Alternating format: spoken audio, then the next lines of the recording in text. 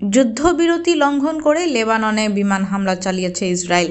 শনিবার দক্ষিণ লেবাননের বিভিন্ন এলাকায় চালানো এই হামলায় 2 শিশুসহ অন্তত 8 জন নিহত হয়েছেন। এই ঈদে জামা জুতো অ্যাক্সেসরিজের ডিসকাউন্ট।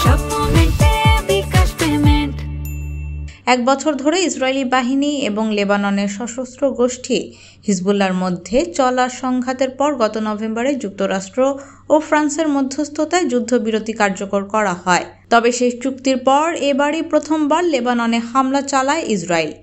ইসরায়েলের সামরিক বাহিনীর দাবি, শনিবার সকালে লেবানন থেকে ইসরায়েলের ভূখণ্ডে 6টি রকেট ছোড়া হয়। এর মধ্যে 3টি সীমান্ত অতিক্রম করে ইসরায়েলে প্রবেশ করে। রকেট হামলার জবাবে ইসরায়েল হিজবুল্লাহর ঘাঁটি লক্ষ্য করে বিমান হামলা চালিয়েছে। তবে হিজবুল্লাহ রকেট হামলার অভিযোগ অস্বীকার করেছে। গোষ্ঠীটির দাবি, তারা যুদ্ধবিরতি মেনে চলেছে এবং ইসরায়েলে কোনো হামলা চালায়নি। শনিবারের রকেট হামলার দায় স্বীকার করেনি কোনো সশস্ত্র গোষ্ঠী। লেবাননের রাষ্ট্রীয় সংবাদ সংস্থা জানায়, ইসরায়েল সীমান্তবর্তী এলাকায় বিমান হামলার পাশাপাশি কামান থেকে গোলাবর্ষণও করেছে।